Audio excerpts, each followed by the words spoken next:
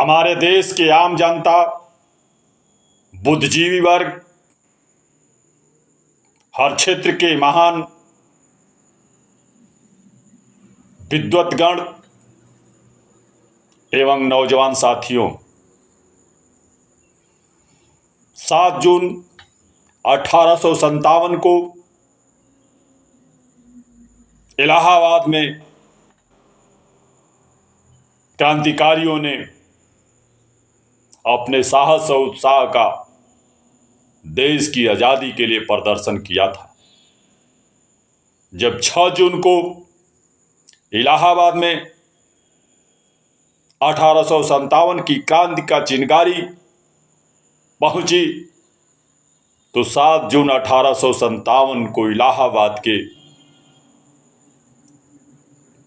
किले में रहने वाले हमारे सिपाही साथियों ने अंग्रेज अधिकारियों को ठेंगा दिखाकर, बागी तेवर दिखाकर हथियारों के साथ किले से बाहर निकल गए। इन सिपाही सैनिकों का नेतृत्व महगांव की महान सपूत, इलाहाबाद के महान सपूत ही नहीं, भारत माता के महान सपूत लियाकत अली, जो पहले मदरसे के शिक्षक थे, इनका नेतृत्व किया। लियाकत अली जी के नेतृत्व में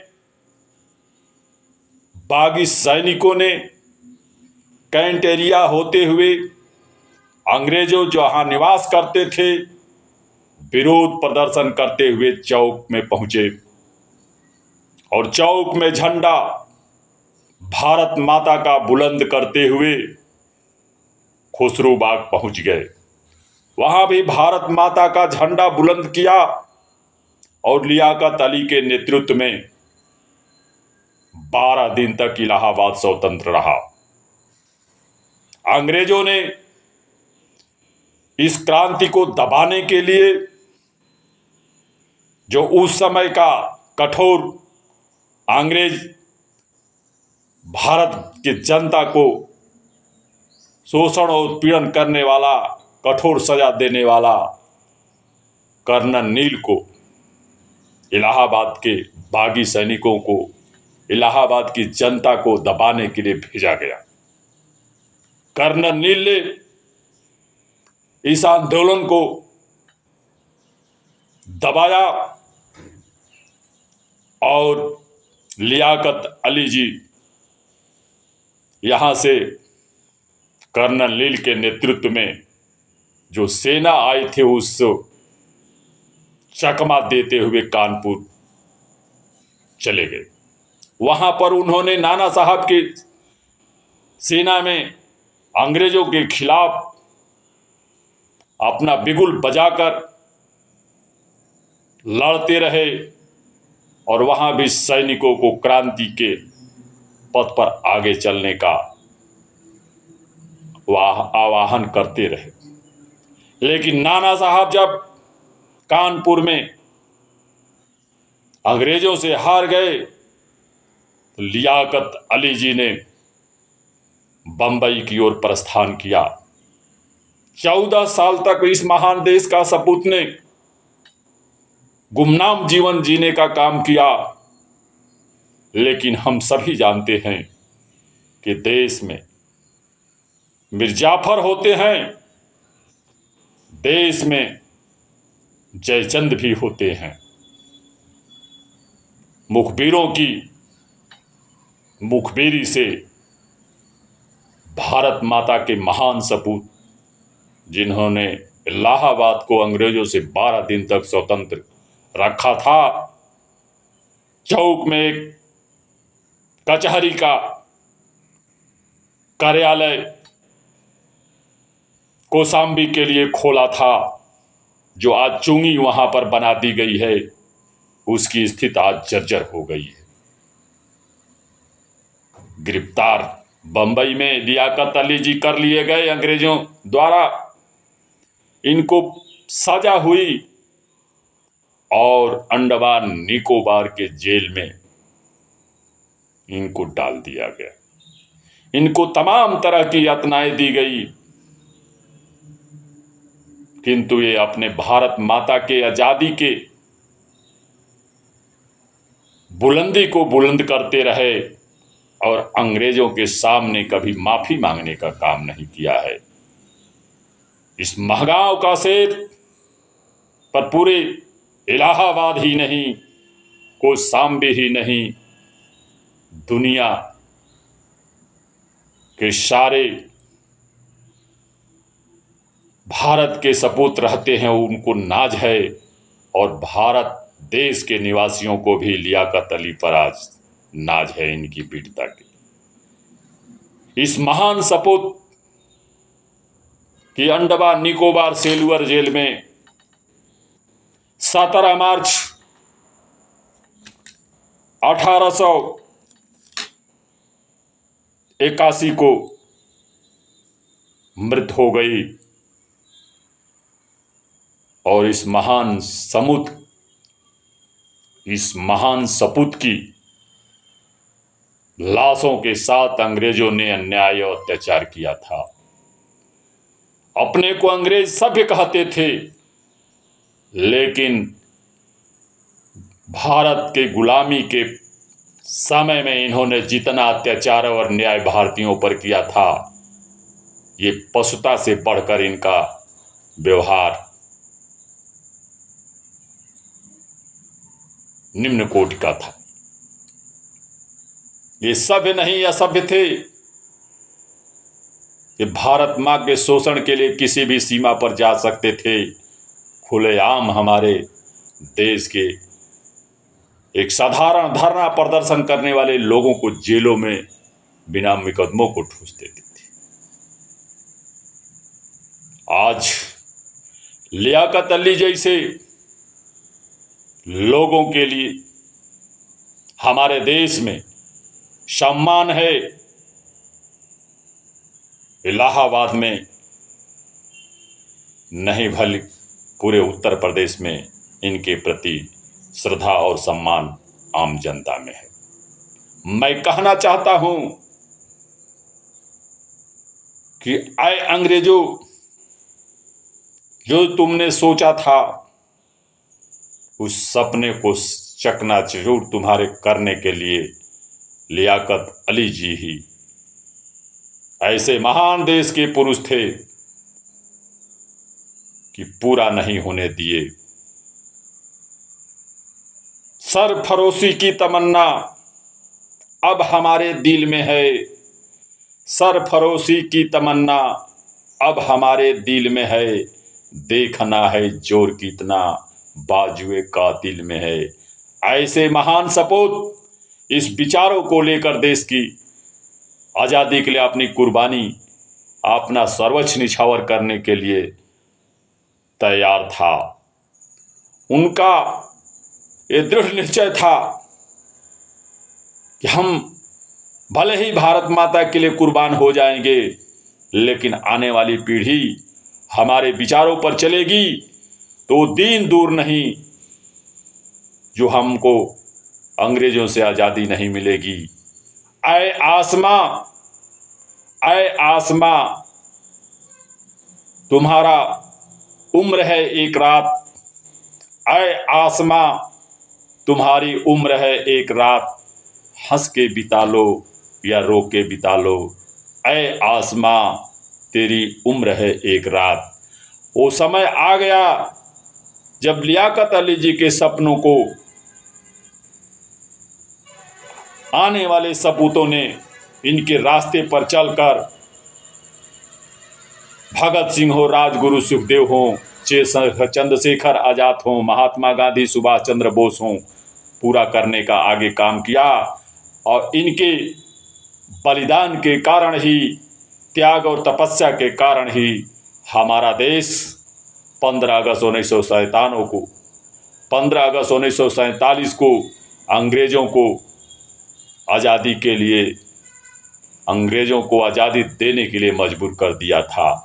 पुनः मैं कहना चाहता हूं कि कोई भी व्यक्ति अपने लक्ष्य को लेकर, अपने सिद्धांत और लक्ष्य को लेकर आगे बढ़ता है, उसमें सत्य और अहिंसा दिल में पवित्रता होती है, तो किसी भी क्षेत्र में अपने उस शिखर पर अपने लक्ष्य को प्राप्त करने का रास्ता सफल करता है। उसमें असफलता नहीं मिलती है, वो अपने लक्ष्य को प्राप्त करने में सफल होता है।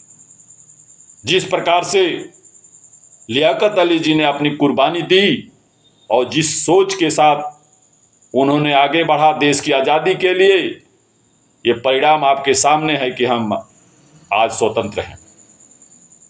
और ये स्वतंत्रता के कारण ही हर क्षेत्र में सबको समान अधिकार मिला हुआ है। व्यवहार में सुधार की जरूरत है, न्यायपालिका में प्रतिनिधित्व की जरूरत है, हर सार्वजनिक संस्थानों में लियाकत अली गांधी जी के सपनों को पूरा करने के लिए देश की आम जनता को भागीदारी की जरूरत है, जिससे लियाकत अली जी के सपनों को पूरा किया जा सके। आज हिंदू मुस्लिम के नाम पर, मंदिर मस्जिद के नाम पर देश को बांटने की कुछ असामाजिक तत्व आंदोलन प्रदर्शन करते हैं। क्या लियाकत अली जी, अशफाकुल्ला खां, सीमांत गांधी ने यही सोचा था कि हमारे देश की आजादी के बाद ये दुर्दिन आएगा कि अंग्रेजों के जाने के बाद हमारे ही देश के लोग धर्म जात संप्रदाय के नाम पर जो देश की संस्कृति और सभ्यता रही है उसको तोड़ने का काम करेंगे। हमारे देश की संस्कृति रही है कि अयम निजम परवेति गणना लघुचेतसा नाम उदार चरिता नाम तो वसुधैव कुटुंबकम। हम तो देश के ही नहीं दुनिया के सभी लोगों को अपना भाई बंधु मानते हैं।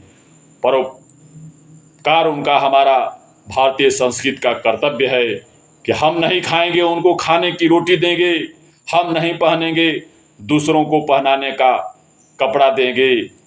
अपना त्याग और तपस्या के बल पर हम जानते हैं कि हमारे संत ऋषि मुनियों ने अपने शरीर की हड्डियों तक दान दे दिया था। इसका उदाहरण दधीच महोदय जी हैं। ऐसे देश के रहने वाले हम, क्या हम रोटी कपड़ा मकान के बारे में ना सोचें, शिक्षा और स्वास्थ्य के बारे में ना सोचें, रोजगारी और बेरोजगारी के बारे में ना सोचें, महंगाई के बारे में ना सोचें?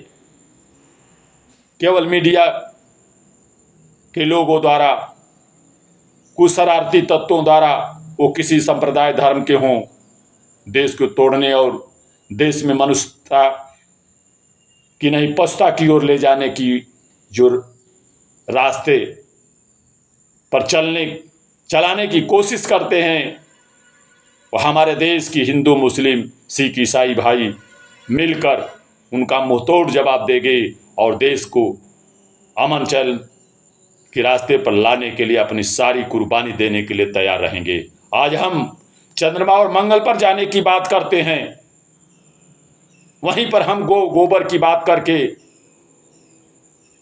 देश को कहां ले जा रहे हैं?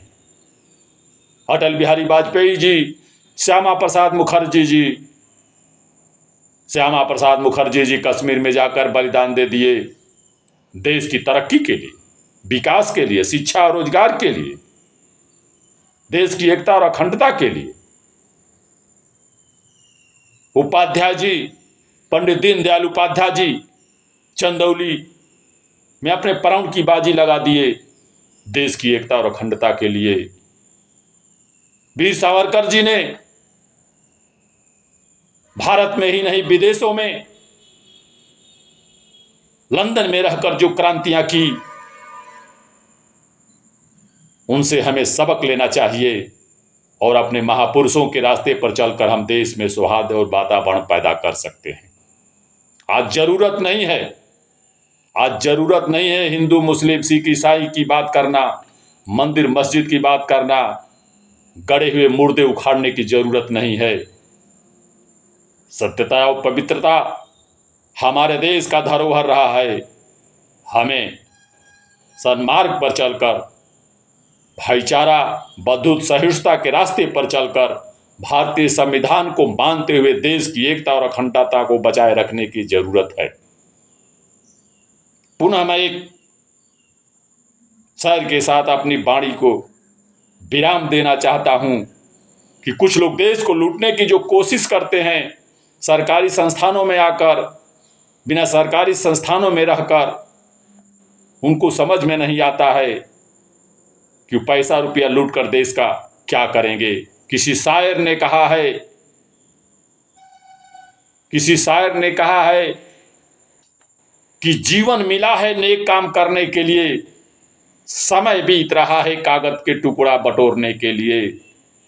किसी शायर ने कहा है जीवन बीत रहा है, किसी शायर ने कहा है जीवन मिला है नेक काम करने के लिए, समय बीत रहा है कागज का टुकड़ा बटोरने के लिए। क्या करोगे इतना रुपया बटोर कर, क्या करोगे इतना रुपया बटोर कर, कफन में जेब भी नहीं होता। क्या करोगे इतना रुपया बटोर कर, कफन में जेब भी नहीं होता, कब्र में अलमारी भी नहीं होता। क्या करोगे इतना बटोर कर। आपने देखा है कि झारखंड में, आपने देखा है राजस्थान में, आपने देखा है उत्तराखंड में, आपने देखा है हिमालय प्रदेश में, आपने देखा है गुजरात में कि किस तरह से भारत माता को लूटने का काम किया गया है। जब एक आईएएस 500 करोड़ रुपए देश का लूट रही है, तो हिंदुस्तान में विदेशों में भागने वाले 14 हजार करोड़ चौकसी हो, महुले हो, लेकर फरार हो गए हैं। ये देश के प्रति इनकी गद्दारी है। ऐसे देश को लूटने वालों को कानून के तहत, संविधान के तहत फांसी के फंदे पर चलाने की जरूरत हो तो इनको फांसी के फंदे पर भी चढ़ा देना चाहिए।